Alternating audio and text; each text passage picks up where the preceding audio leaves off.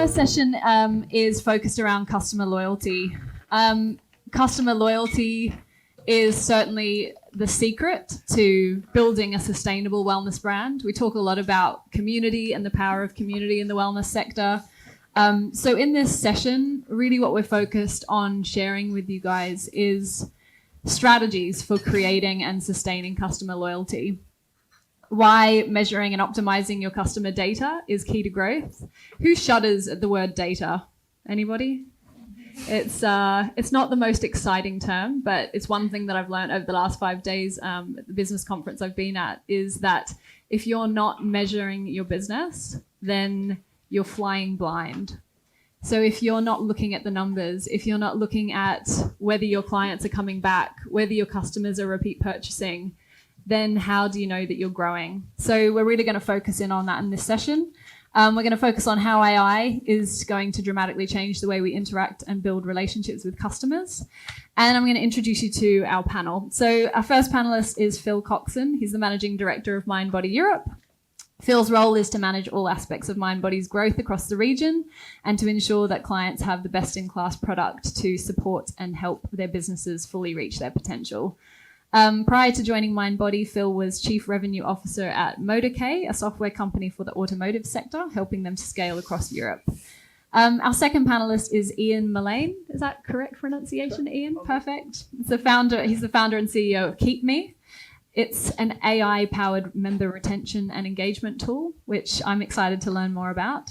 He's got 20 years experience in predictive trading and risk models for banks and hedge funds, and is also the founder and owner of a fitness business in Singapore called Vanderfit.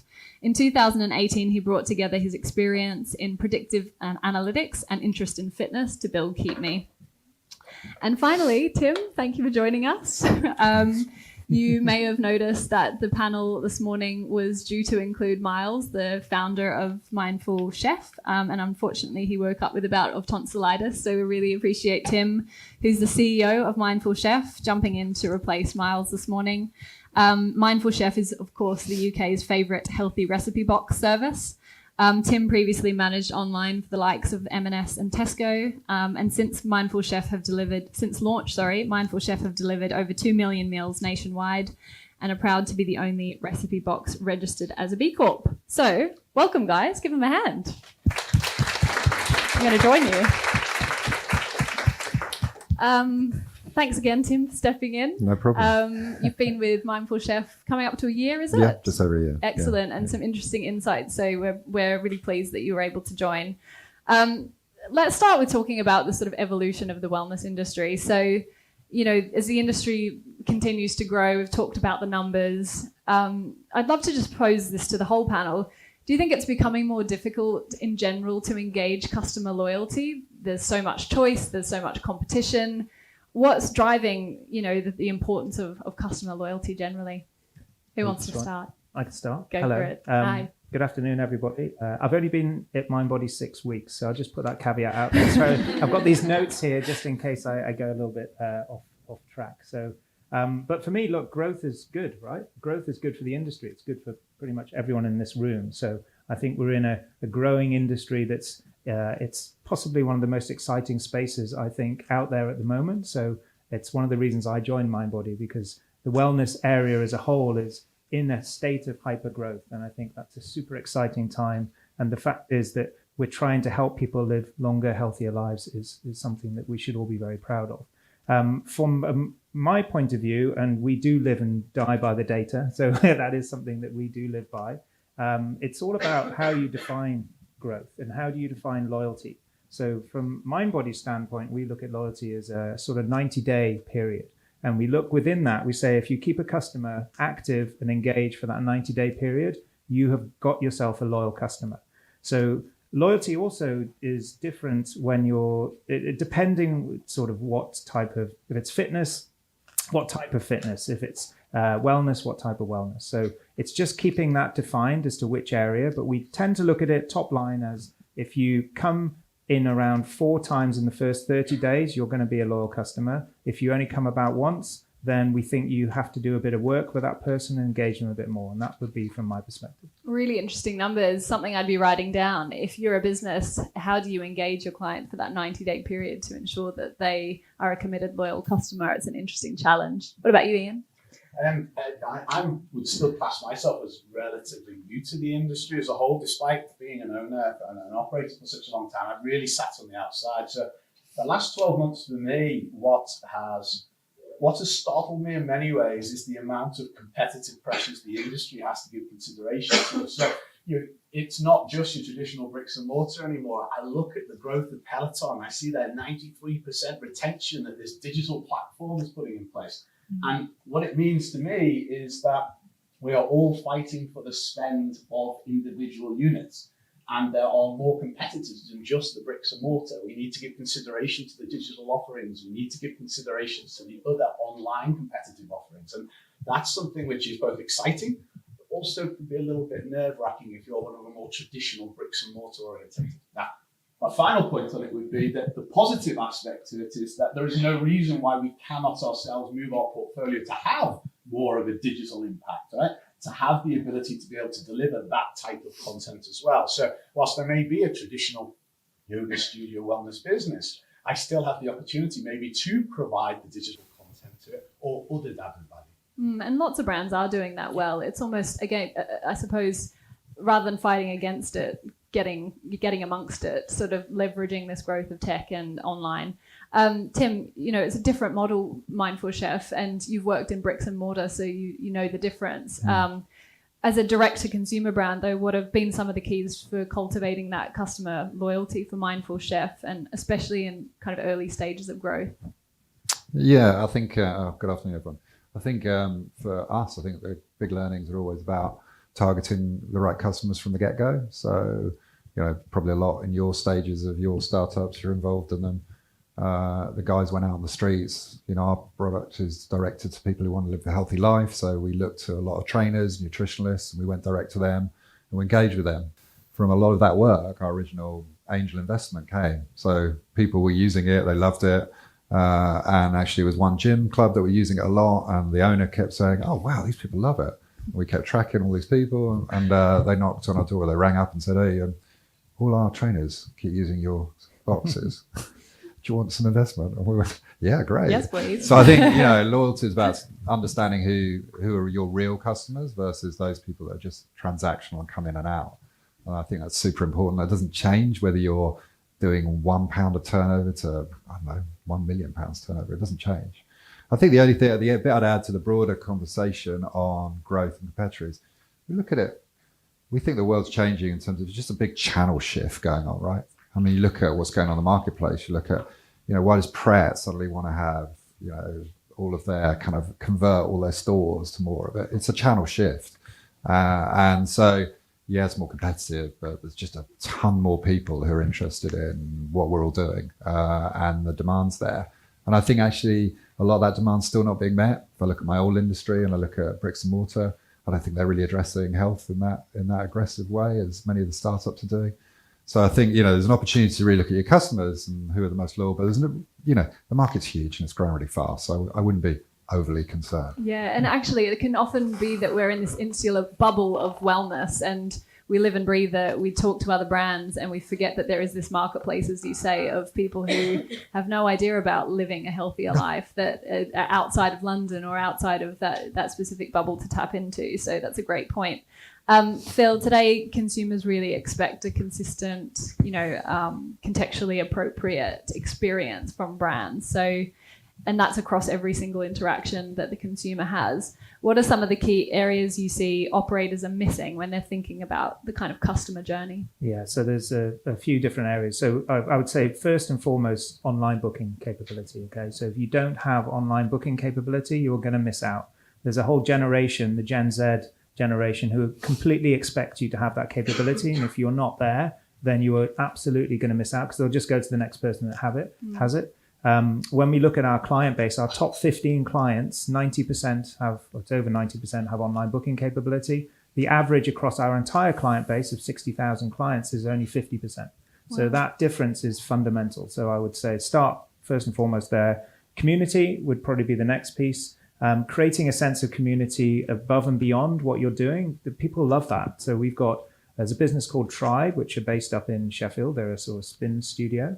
They do after workout events and so on, just to get people to come in and say hello and introduce themselves. People meet each other. You're all into the same things, so that works incredibly well as well. And a couple of others I would look at. The front desk experience, without a doubt, is fundamental. When you walk in, that's how they're perceiving your business. And if you've got someone who's so busy, they're not even looking up at you when you walk in, and they're not giving you eye contact, they're not even saying hello, take it even further. So they understand a little bit about you. They can remember who you are, or even when it pops up, the name pops up when they come in, just explaining like, morning, Sarah, morning, Dave, whoever it is. That goes a long way. And then the last piece was, we did a survey across all of our client base. So these are not our clients, these are the consumers who are coming to our clients. And you'll probably not guess what the number one thing they all asked, or they said was most influential. And this was in the fitness area I'll just mention, towels. Right? Crazy, right? So a lot of people are coming before or after work. And if you don't have a towel, or you don't have a good quality towel, I'm quite upset and I'll probably go somewhere else. So little things like this, just understand your customer base. Yeah, I mean, if you've ever been to a studio and paid a premium, especially, my pet hate is when you have to then pay for a towel as well. That's even worse. It's like, I've paid a premium to be here. And it is those little things, isn't it? Being remembered, feeling like they know and honour the fact that you've been to that place before. Ian, talk to us about AI. There's obviously so much potential for growth and driven by AI capabilities and as an engagement tool. Can you share with the audience a bit more about how AI is actually evolving, and I suppose how it could be integrated into customer loyalty strategies so that it doesn't sound too scary? And it really is, right? So there's a black art of science that surrounds it, and people like to keep it that way because it keeps us all in highly paid jobs. But the reality is that AI is already in our industry. For the last 3 or 4 years, there's been some very prominent industry players who have AI teams, their own data science teams. People like 24 Hour Fitness and David Lloyd in the UK. Very good teams, very solid, very capable. I think what's important is to define what AI is in the context of our industry. And it's really only two things. It's prediction and then it's automation. So the first one in prediction, let's keep it relative to retention. It's the ability to predict in a time frame that allows us to take action, the probability of whether someone will stay with us in a commercial relationship, whether as a member or as an attendee of our facilities. Historically, that's been done through statistical modeling, and it's the type of individuals who are not very popular at dinner parties. They generally are more interested in areas which is never going to filter into our business as a whole. But what machine learning has done has allowed the domain experience to then marry with the map in a way that is giving levels of accuracy that we couldn't have even imagined.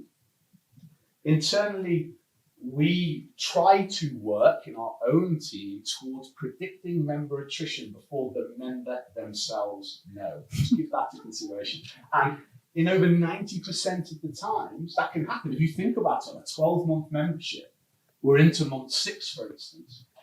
I can see in the model that you're likely, at a high probability of 90%, not to be with me at the end of the 12 months. But if I ask you, what are you going to tell me?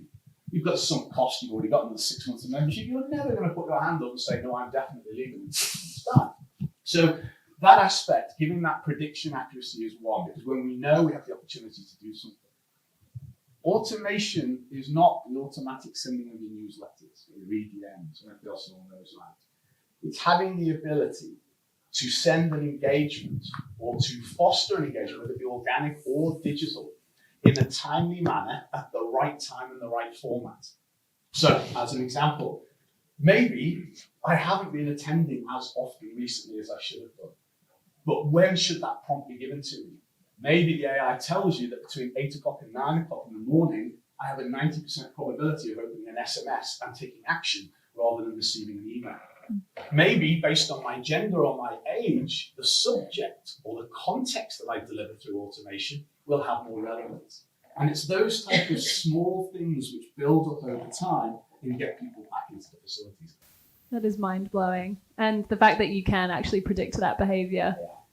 So, but tell me briefly how, for someone sitting in the audience thinking, that sounds great, that sounds like something that could benefit my business, that's obviously something that Keepme offers. It's something that Keepme, what I want people to understand is that 5 years ago, for you to be able to play in this game, you really did need to have a master's in maths or a PhD, or you need to be a quant, right? The tools that are now available mean that we can apply our domain expertise, what we are the best at doing, what we know about our businesses. And the tools that are available now allow us to marry that expertise with these tools to be able to get these outputs. So data scientists will continue for the time being to be very, very important. And trust me, having a few of them on the payroll and the salaries that they cost, I wish they were.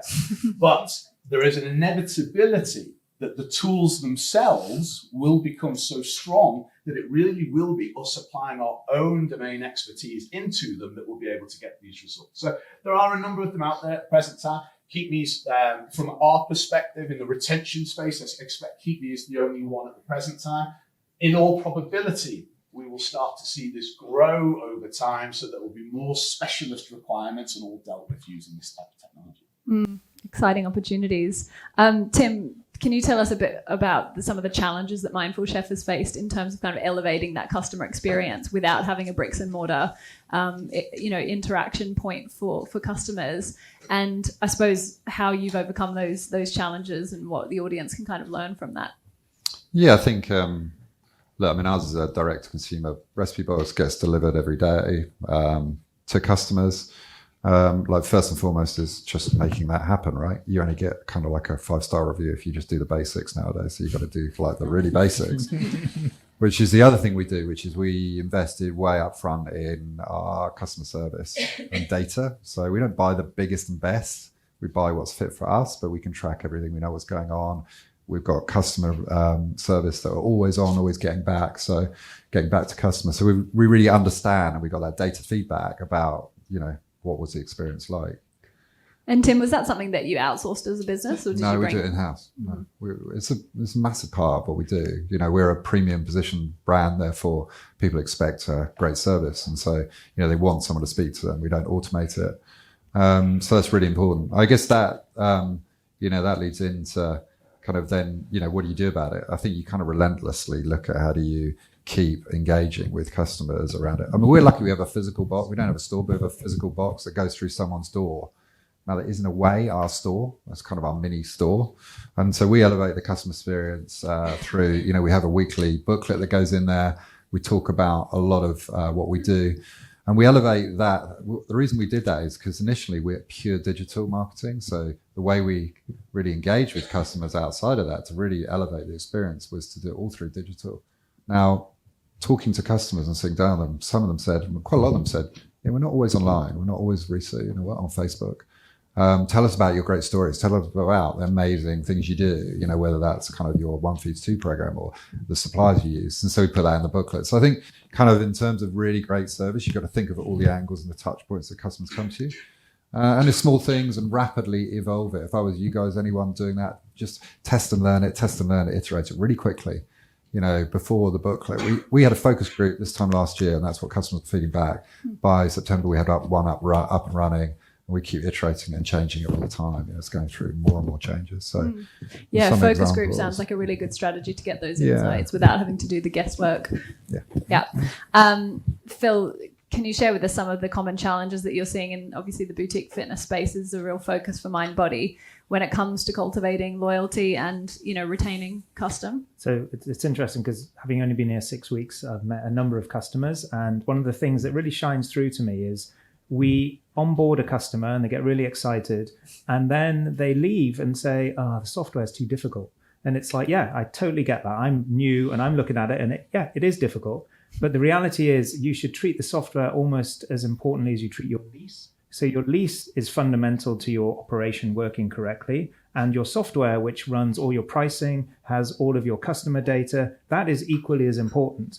And you should understand that you need to invest a serious amount of time to make that work. So I'm talking 2 hours a day for a month. Okay, that's a lot. But if you get that right, you've now got your pricing right, you've got your strategy for engaging customers, you've got strategy for engaging customers who are likely to leave, you've got an understanding of timetables and how basically your business is going to work. So first and foremost, I would say take that part seriously and put some time into it. And there is no one out there who just can offer you 2 clicks of a button, whatever a salesperson tells you. It does take time and effort to get to know it. But once you know it, you're in and you've got it, and it will make everything else work better.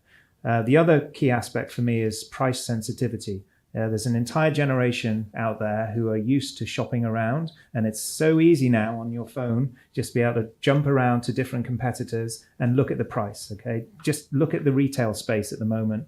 You know, the last 10 years, it's been completely decimated because it's so easy to check that price on Amazon, or it's so easy just to look at a competitor whilst you're in store, almost talking to the person you're about to buy it from. So because of that, MindBody's just introduced some dynamic pricing, and much like the airlines do, whereby if you've got space left, then you change the price nearer to the time when the class is about to go live, or the appointment is about to go live or is about to expire. So that type of capability, I think, is super important. So be savvy on that. And then, the last thing for me is just engage your customers. So don't take them for granted. You know, when you talk to them, Ian was mentioning, you know, just get communication going with them. Make sure it's personalized. It does not look, nobody in this room appreciates a random email that sort of doesn't have your name on. And even if it does have your name, it comes across like it's quite impersonal. Spend a bit of time creating, you know, bucket up your customers into various different categories so you can communicate to them in a manner that they would appreciate and are most likely to respond. So that's a super important area, I'd say. And it can take a little bit of time to actually build those personalized pieces of content, but it's so worth it. And, you know, you'll all know that the emails that you're more likely to open are those ones that feel like they were designed with you in mind. Ian, you've talked about how operators should be analyzing consumer data. They should be looking at data to help them establish loyalty. So why are so many business owners not doing that? What is it that's getting in the way? I think there's a number of areas. The first one is time. You know, hands up, you've got lots of spare time when you're running the business. And the data that we work with, generally the metrics tend to be lagged. They tend to tell us what has happened, not will happen. When we know what will happen, we're more motivated to try and take action to change it to the way we want. When it's a lag metric like attrition or 12-month or retention, it's not the most stimulating from that particular aspect. So people don't tend to engage to the same level. I think, and a great point that you're making there is the data aspect. I can't stress that enough. You have no idea the value your data could have in 5 years' time. Currently, it may not have a great deal to you. Maybe you don't have the quantity. Maybe you haven't found a use for it. But everything that we're working towards now, particularly in artificial intelligence, data is the fuel. And you need to have good, solid, structured, comprehensive data. You need to build into the business the discipline of retaining the data, getting the quality of data, and enhancing the data. Because 2 years' time, 3 years' time, you may be able to take maybe 10, 15 services off the shelf from a software as a service type environment, plug in your data, just like you do at Keepme. Or does anyone use 23andMe as a good example, right? So 23andMe is a great example where, you know, that one data file, I can now plug into maybe 15 or 20 services and get these custom health recommendations just coming off it. It's because the data exists. If you have that discipline in your own business, regardless if you're in week 1 or if you're in the year 5, I assure you that will be gold for you. It will either increase your revenue or decrease your cost expenses over the next few years as this industry starts to develop. Who's going to go home and actually start looking at their data? Yeah, awesome. Tim, jumping back to you and what's going on at Mindful Chef. We know that brand loyalty is a two-way street. It's that engagement between brand and customer. And customers, I know, you know, we're all like this. We're more demanding. It's harder to get a 5-star review from us, as Ian said. So you have to really earn that trust and that advocacy. How are you guys really focusing on developing that two-way communication and that advocacy from your customers? Yeah, that's a great question. I guess for us, it's that's like super important because it's part of how we differentiate ourselves in the market. So, you know, Miles and Giles, two of our founders, they're like the face of the brand. They're normally at this event, not with me. And we look at lots of partnerships. We have some influencers we work with. We have a big community of people we work with for years that we use those. So I guess the first and foremost is about authenticity. So, they are authentic in the brand. The brand, they founded the brand. It's totally authentic in terms of what they believe and what they trust in. The two-way piece is something we invested in. I think anyone could do that. Is what we found works super well, which isn't complicated like engaging and building ambassadors, which takes time. Is as you join our service, the first thing we do is invite you to a closed Facebook community. So I don't know if anyone's a Mindful Chef customer. No. Mm-hmm. So you get joined in, and we've got well over 8,000 customers, and we engage with them on a two-way conversation, and we actively are involved with that. Right down to the founders, myself, will speak on that. And why is that really important? I think it's really important because the brand's authentic, but it's also super transparent in terms of, they can throw anything at us and we can talk back to them. And we use it a lot to actually develop the business. So, how does that help you? We developed a range recently. We just launched of frozen meals because our customers were saying, we love what you do, but at the end of the week, we just don't want to cook. It takes too long. And we posted that out and we started having discussions and like, that'd be really helpful. So I think, that kind of collaboration with your customer is super important. And I think these kind of platforms help you do that. But it's back to, having really strong values rooted in authenticity that allows you to have that conversation. If you don't have that, it's really difficult. No one trusts you. They want to share. Interestingly, a spin-off to that in terms of it is, our Facebook community is pretty much self-regulating. So people come on and they won't be able to find something, or there'll be an issue. Someone else will post out and go, hey, I've got a solution. Go and look here. Or someone will go, oh, I thought that recipe wasn't very good. And everyone goes, oh, what did you do? No, you did this wrong. Do this. So it's another great way to kind of get feedback loop and create a great ambassador kind of program for yourselves with your brands. But yeah. And in terms of kind of jumping off that brand advocacy point and also working with influencers, which I know Mindful Chef have done really well, Phil, from your perspective, obviously we've seen this development of fitness trainers who are becoming kind of superstar trainers, influencers in their own right. And it's an interesting development for employers who have those trainers working for them. In terms of the role that they play in client retention, the relationships that they're building directly with audiences, and I guess the commoditization of star trainers, it's really transforming the industry, right?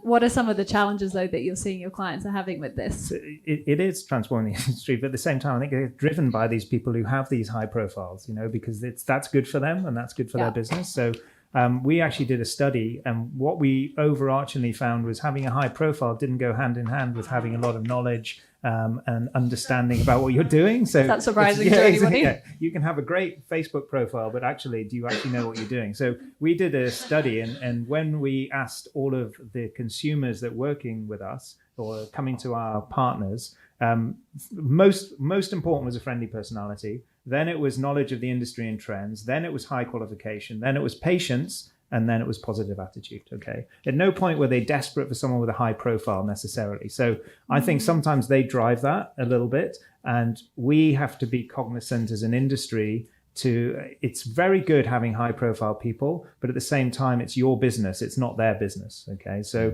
I think one of the key things we should bear in mind is I've seen some customers where they have these high profile trainers and they're using the high profile trainer is giving out their own contact details.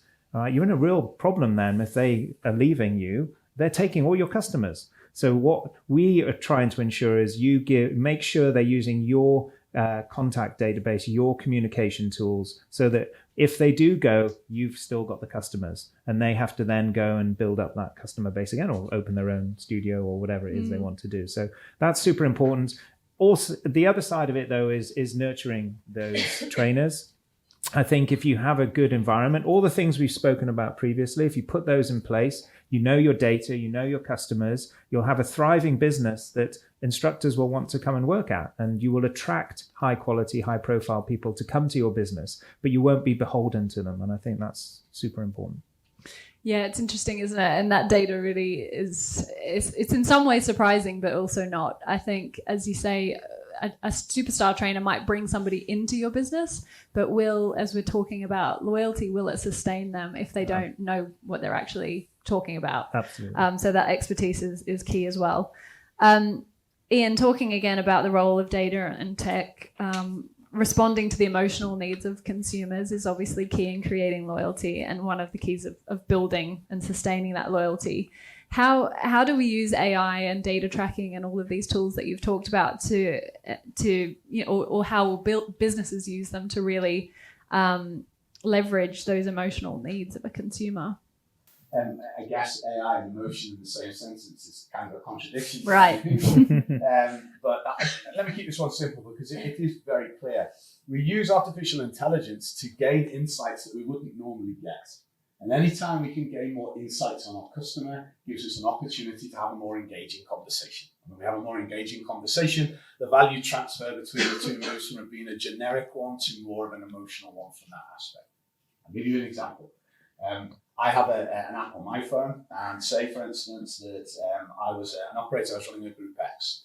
On the app, I can actually see the risk attribution status for every single member within the room. I can see the probability of them leaving, but I can also see if it's their birthday.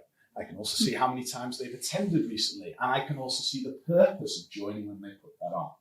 If Lauren and I say hi to each other as I'm the head of the class, it's probably because Lauren and I do not need to do that on a regular basis because Lauren knows me, I know Lauren, and therefore that relationship is there.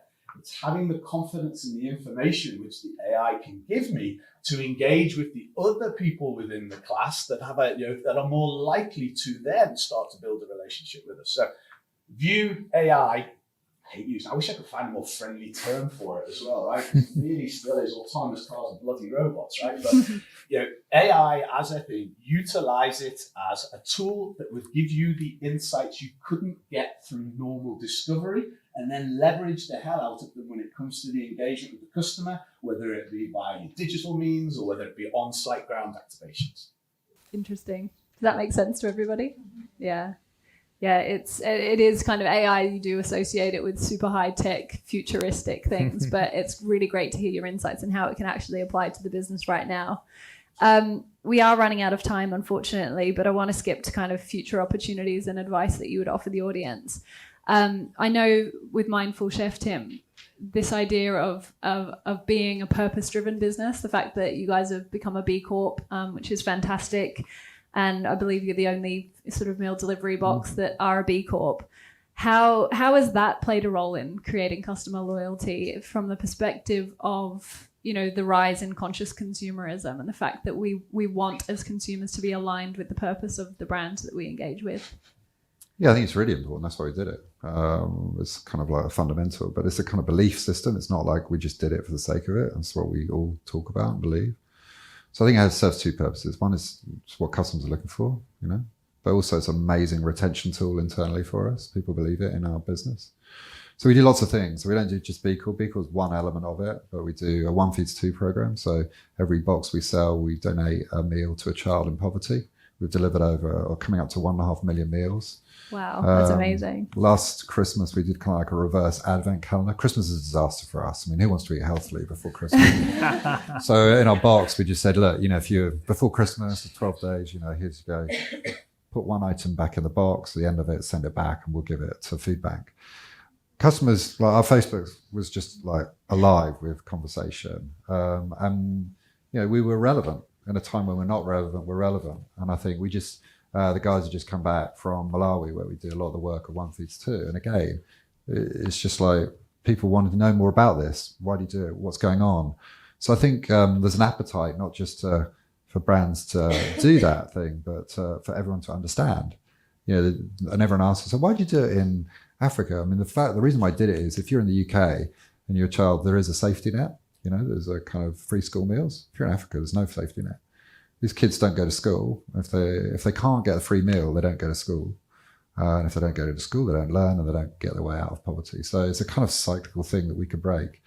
So I think those stories and how you can engage and you can put stuff back in is super important. And it engages the teams. They love it, internally with us. So yeah, I think it's a kind of circular. Everyone feels good about it, right? It's the right thing to do. That idea of being relevant in a period of if you're a cyclical business or a seasonal business, of being relevant at a time when perhaps you're not naturally relevant is has got to be key to creating that loyalty, right? Where in a period of time where people might forget about you because over Christmas they didn't order a box, and you found a way to engage them in a different way. That's creativity in my mind. That's thinking outside of the box, literally. That wasn't a pun intended. To maintain that relationship so that when January comes and people want to be healthy again, they're ordering boxes from you. So it's a really interesting insight. Ian, what are some of the other innovative uses of AI that operators could be using in the future that, in your eyes, I suppose, and in your eyes, what is the future of AI for this industry? So the way I'm trying to look at it at the moment is, if you remember, some of you will be too young to, but when Microsoft Excel was launched, we couldn't possibly have imagined the uses that Excel would have. In fact, the innovation that we get out of Microsoft Excel comes from Seattle, right? Microsoft's headquarters. It comes from the customer use. AI is exactly the same. We have no idea the uses that we will have for this in 2 or 3 years' time. To look at it as a toolkit, it's a framework, it's something that's going to enable us to go and start to make some of these changes. I think in our context at the moment, we've been obviously very centered around retention. But when you start to develop the expertise around retention, you can then move that upstream so that you've got the opportunity to understand which customers you should be actually trying to engage into the business. I'm sure it's the type of thing you guys do already. When you've got that, I mean, I know of an operator at the moment that in 9 months of doing this, they've seen a 24% increase in sales conversion. Wow. They've seen a 19% increase in LTV overall, and then a 5% increase in retention. Now, 5%, be careful giving the membership in case anyone's too close, but 5% of 190,000 members is a massive impact to the bottom line. But we're going to see lots of other areas start to develop, whether it be in the marketing, whether it be in the engagement, whether it be in the analytics around sales and the analytics around retention. But I think what it is going to drive, which is the most important, is we will have more time to do the most valuable thing, which is engage with our customers, knowing that we not only have the information to engage with them on a great way, but also have the opportunity to do so because many of the tasks are being taken care of for us in the background. Yeah, more time to do the things that you're good at. Yes. So if you could leave the audience with maybe 1 or 2 or even 3 things that they should be measuring now if they're not already, what would those be? The first thing is exactly what we've both said so far, is just please go and get your data, start looking after it. It really is going to be gold, right? So I think that's going to be a critical one on that side of things. I think if you're looking forward, I think there's a necessity for you to understand currently what your actual target market is. Not hypothetical, not what you may wish it to be. Take a look at the behaviors of what you currently have within your customer base, and then start to extrapolate from there what type of information you could get that could then help you to go up from there. And then the third part is look at the areas of the business which are process orientated. If you can write something down in a process, the probability is that it can be automated. And when we automate these manual processes, we reduce and eliminate friction. But again, being boring, we go back to doing that one thing again that we can do each time, which is engage with the customers on a one-to-one basis without worrying about all of the other stuff. And that's probably the most critical. Incredible.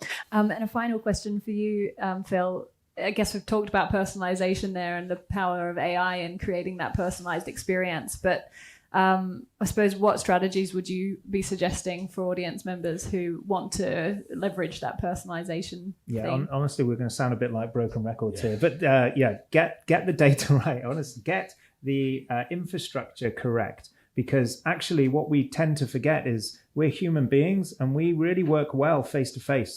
We work really well engaging people, and we sometimes, I think we can hide behind these tools and platforms, and everyone's on social media, but nobody's actually talking. What we're seeing is there's a huge sense with all of our customers that people want community. They want to be with other people who want to do the similar things that they do. So if you get a chance, do all the sort of boring stuff, get all of that done out the background and get some automation in place, get some software that can do that for you. And then you can do the good stuff, the stuff that you provide a difference for. And that's that interaction with your customers, remembering their name when they walk in, remembering they have an injury. Okay, how is it coming on? How is that ankle? Is it healing? Is it, oh, good, I'm pleased to hear that. they're going to feel great. It's just the fact is they're like, oh yeah, you really understand me. You're thinking about me. So that for me would be my biggest takeaway is like, get all the sort of boring stuff taken care of, put time and effort into that. But then where you will add value and where your business will flourish will be that interaction with your customers. And that's what you're good at. And that's what you should try and get you and your staff doing more often. And in saying that, it seems boring, but actually when you see the results, that's exciting. And I think that's where it translates is the boring part is getting it all set up and getting your head around how the data works with that initial outlay of effort. But the benefits are obviously the proof's in the pudding. It grows your business and it's sustainable growth. We're out of time. Please join me in thanking our panelists for their insights. Thank you so much.